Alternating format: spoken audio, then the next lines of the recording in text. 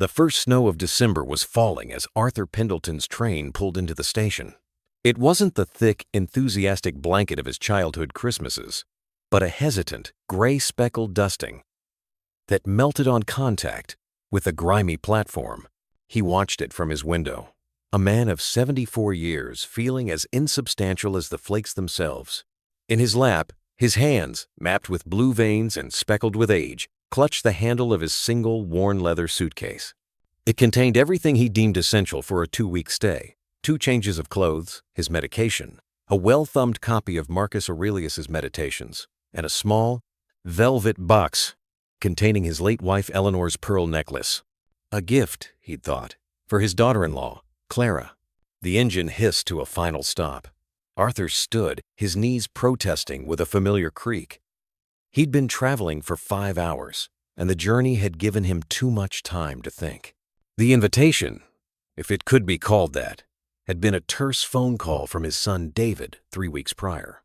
"Dad, Christmas, you should come here. Clara's, well, it's easier if you're here." Easier for whom? Arthur had wanted to ask, but he'd swallowed the question, as he'd swallowed so many others since Eleanor had passed 2 years ago. The silence she left behind was a cavernous thing, and he found himself speaking less and less, his words echoing uncomfortably in the emptiness of his own small house. David's invitation, however strained, was a rope ladder thrown down into that cavern. He'd grabbed it with both hands. Now, stepping onto the platform, he scanned the crowd. He saw David immediately. He had Eleanor's height and her anxious way of holding his shoulders, but his face, usually softened by a smile for his father, was set in a tense, unfamiliar mask. Next to him stood Clara, a vision in a cream-colored wool coat, her blonde hair perfectly styled despite the damp air. She offered a smile that didn't quite reach her eyes, a quick, efficient curve of the lips. "Dad," David said, stepping forward. He took the suitcase, his grip brief. "How was the journey?" "Long.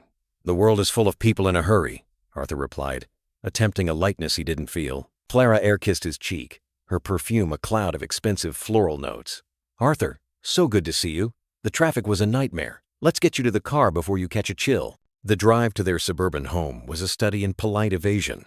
David navigated the slick roads, while Clara filled the car with a monologue about their lives, her promotion at the marketing firm, the new quartz countertops they'd installed, the upcoming holiday party they were obliged to attend.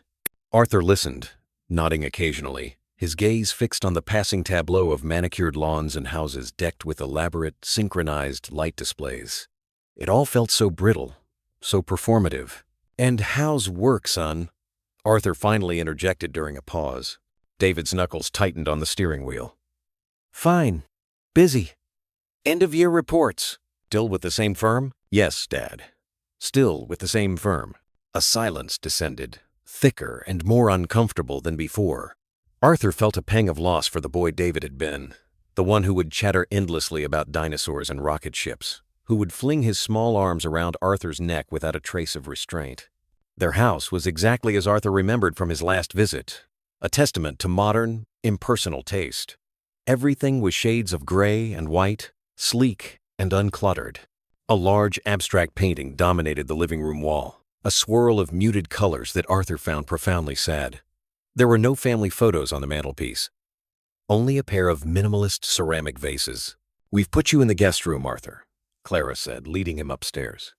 "It has its own ensuite. I hope it's comfortable." The room was, like the rest of the house, impeccably clean and cold. The bed was high and firm, covered with a geometric patterned duvet. On the nightstand was a single, lonely-looking lamp. Arthur set his suitcase down by the wardrobe.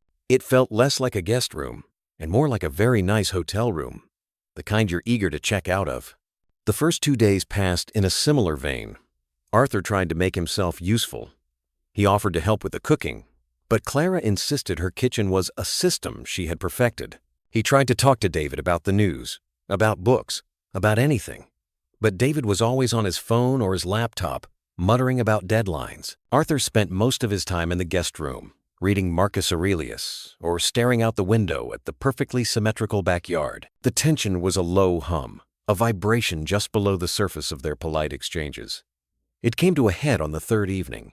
Arthur had come downstairs to get a glass of water. The door to David's study was ajar, and he heard their voices, hushed but sharp. Just feels like he's always there, David. I can't relax. He moves so slowly, and he keeps looking at me with those sad eyes. Clara, he's my father. It's Christmas. What was I supposed to do? I know, but it's our time. We have the Hendersons' party on the 23rd, and my parents are coming for Boxing Day. I need it to be just us. Can't he leave on the 24th? Christmas Eve morning? We could say we have to travel to my cousin's unexpectedly. Arthur froze, the empty glass cold in his hand. He felt a hot flush of shame, as if he'd been caught eavesdropping on a private conversation about a stranger, not himself. David's voice was weary. Clara, that's cruel. He's been looking forward to this. Has he?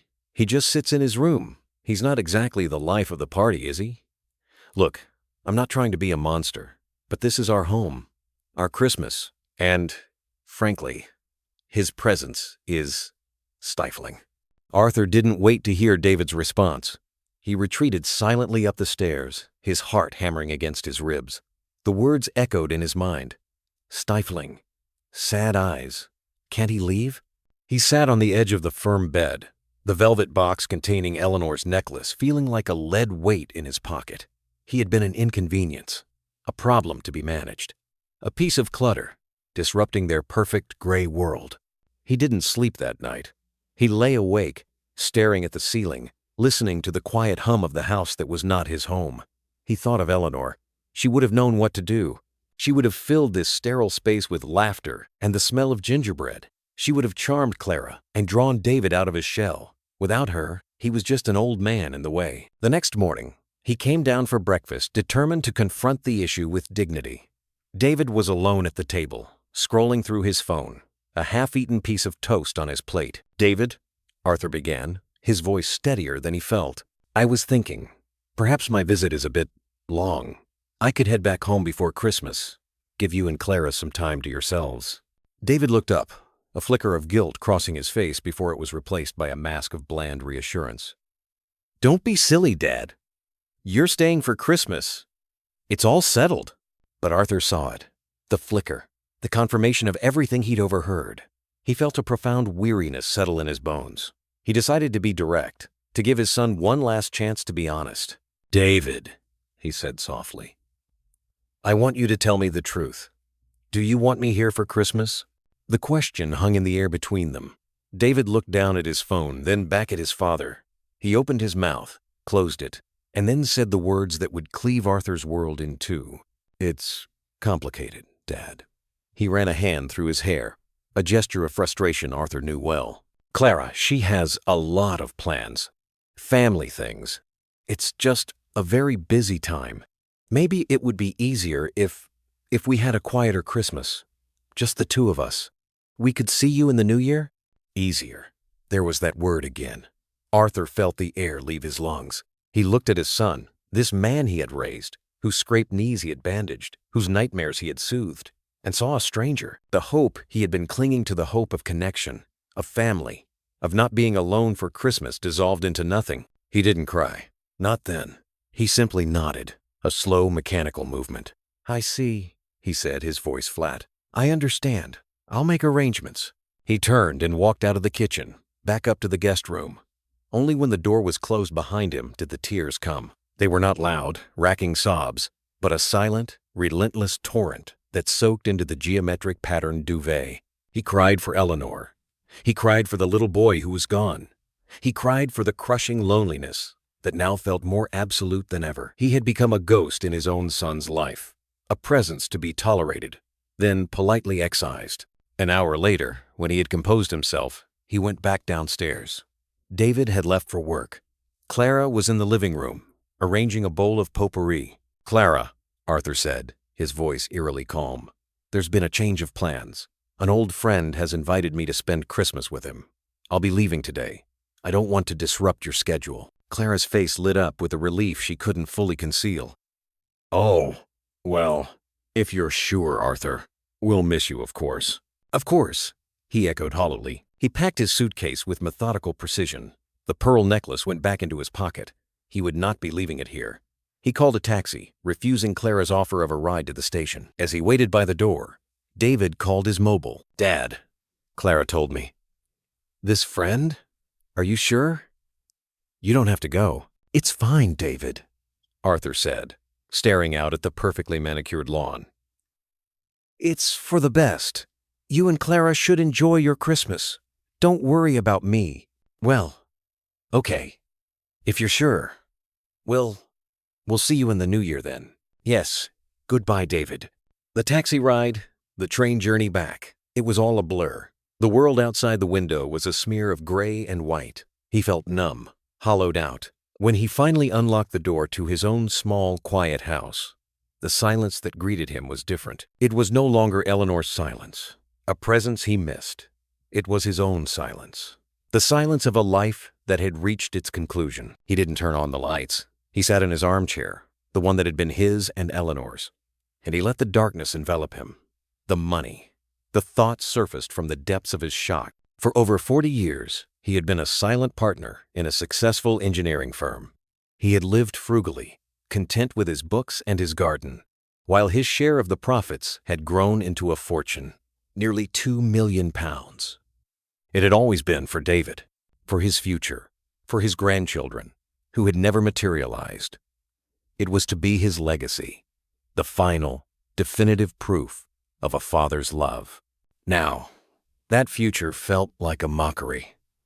To leave his life's work to a son who found his presence stifling, to a daughter-in-law who saw him as an inconvenience. The money would just be absorbed into their perfect gray world, paying for more quartz countertops and abstract art. It would mean nothing. A new resolve, cold and sharp, began to form within him. If his love was not wanted, then neither was his money. He would not buy their affection from beyond the grave. He would leave a legacy, but not to them. The next morning, he went to his solicitor, Mr. Henderson, an old, kind-faced man who had handled his affairs for decades.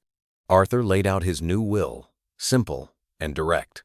After settling his own modest funeral expenses, every last penny of his estate was to be donated to The Haven, a local charity that provided shelter, food, and educational support for homeless young people. It was a place Eleanor had volunteered at for years. It was a place that did tangible, immediate good. Mr. Henderson had looked at him over his spectacles. Arthur, this is a very significant amount. Are you absolutely certain? What about David? I am certain, Arthur said, his voice firm. David is provided for. He has his own life. This money will do more good there than it ever could sitting in a bank. He left the solicitor's office, feeling a strange, peaceful lightness. The decision was made. The anchor of expectation he had carried for so long had been cut loose. He spent Christmas Day alone. He made himself a simple meal, listened to a recording of a Christmas service on the radio, and read his book. It was quiet, and it was sad, but it was honest. There were no forced smiles, no tense silences. The loneliness was acute, but it was his own. He had chosen it. Weeks turned into months. Winter gave way to a tentative spring. Arthur heard from David sporadically, a brief phone call on his birthday, a text message now and then. The conversations were polite, strained. Arthur offered no information about his finances, and David, consumed by his own life, never asked. Arthur assumed the matter was settled. His life would end, his money would go to a worthy cause, and David and Clara would continue their lives, none the wiser. The catalyst for change was, ironically, Mr. Henderson's retirement. His junior partner, a brisk, efficient woman in her 40s, was taking over the practice. As part of the transition, she sent out standard letters to all clients, including David, as Arthur's next of kin, informing them of the change in management and suggesting a review of their files. It was a routine piece of administrative correspondence, but Clara, who handled all their paperwork, opened it. That evening, as Arthur was watering his fledgling tomato plants, his phone rang. It was David. His voice was different. Not weary or tense, but bright, almost effusive. Dad, how are you? It's been too long. Arthur was taken aback. I'm well, David. And you? Great. Really great. Listen, Clara and I were talking. We feel terrible about how Christmas went. It was a stressful time, but that's no excuse. We'd love for you to come and visit, properly this time. This weekend? The invitation was so sudden. so contrary to their previous dynamic that Arthur was immediately suspicious. "This weekend? Are you sure? I don't want to intrude." "Intrude? Don't be ridiculous, Dad. Your family. We insist. In fact, we won't take no for an answer. We'll come and pick you up on Saturday morning." The change was jarring. Against his better judgment, a small, stubborn ember of hope flickered in Arthur's chest. Had David had a change of heart? Had he realized the pain he'd caused? Perhaps the distance had made him value their relationship. Foolishly, Arthur agreed. The visit was a bizarre mirror image of the last one. David and Clara were waiting at the station, all smiles. Clara hugged him, a real, firm hug, not an air kiss. "Arthur, it's so wonderful to see you. You look well." At the house, things were different. The ceramic vases were gone from the mantelpiece, replaced by a framed photograph of Arthur and David, taken on a fishing trip years ago. There was a new, comfortable-looking armchair placed near the fireplace, with a reading lamp beside it. "We thought you'd appreciate a proper spot to read," David said, beaming. The conversations over the weekend were relentlessly focused on him. They asked about his health, his garden, his thoughts on current events. They laughed at his dry observations, a sound that felt foreign and unnerving in this context. They served his favorite foods Clara had previously dismissed as too heavy or old-fashioned. On the second evening, after a lavish dinner, David poured them all a glass of expensive brandy. Clara leaned forward, her expression one of sincere concern. "Arthur, we've been thinking," she began. "That house of yours, all those stairs, it can't be safe, and you're all alone out there.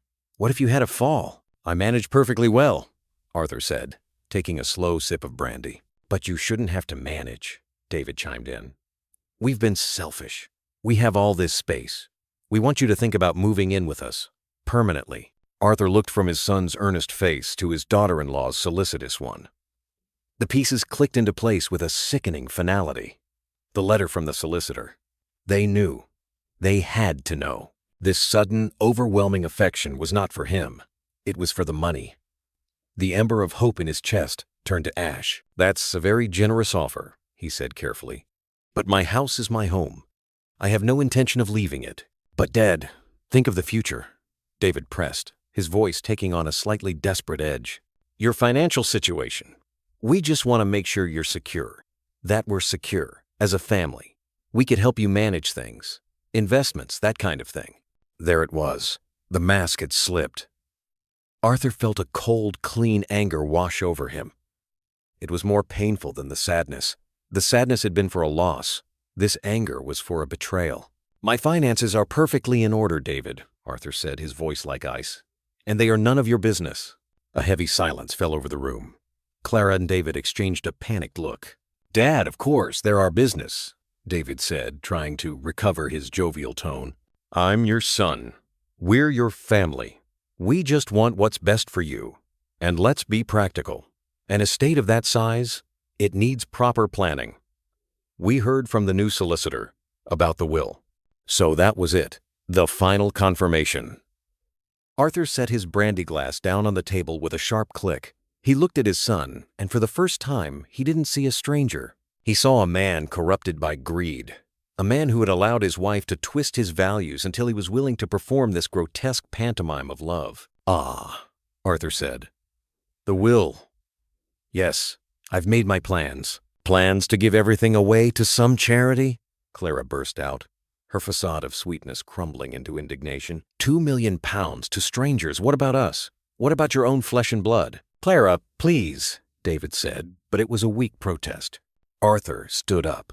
He felt tall, taller than he had in years. The weight of his disappointment had been replaced by the strength of his conviction. "You asked me what I wanted for Christmas, David," he said, his voice quiet but clear. "You told me it would be easier if I wasn't here. You made it abundantly clear that my presence in your life was stifling." He saw David flinch at the word. "So I have taken steps to make things easier for you. Permanently. You will not have to pretend to love me for the sake of an inheritance. You are free of that burden." "Dad, that's not fair," David cried, jumping to his feet. "That was a mistake. I was stressed. You can't punish us for one mistake." "This is not a punishment," Arthur said, picking up his suitcase, which he had not fully unpacked. "It is a consequence. You did not want my love. Why would you want my money? It is the same thing. It is me, and you made it clear that me is not welcome here." He walked to the door. Clara was crying now, angry, frustrated tears. "You're a cruel old man. After all we've done for you." Arthur turned at the doorway. He looked at David, who was standing helplessly in the middle of his perfect living room, his face a mask of shock and avarice. "The money was never the point, David," Arthur said softly. "The point was that you are my son, and I would have given everything I had, including that money, just to have you look at me the way you did when you were 5 years old. But you can't buy that. And since I can't have that, the money will go to people who need it more than you ever will. Goodbye, David." He walked out into the cool spring night, closing the door on the gilded cage of his son's life. He called a taxi from the end of the drive. As he waited, he felt not sadness, but a profound sense of release. He had shed the last of his illusions. He was alone, but he was free. He was Arthur Pendleton, and his legacy would not be a son who didn't want him, but a shelter full of hope for those who had nothing. It was, he thought as the taxi's headlights appeared down the street, a fair trade. He had, at last, found a family that needed him, even if he would never get to meet them.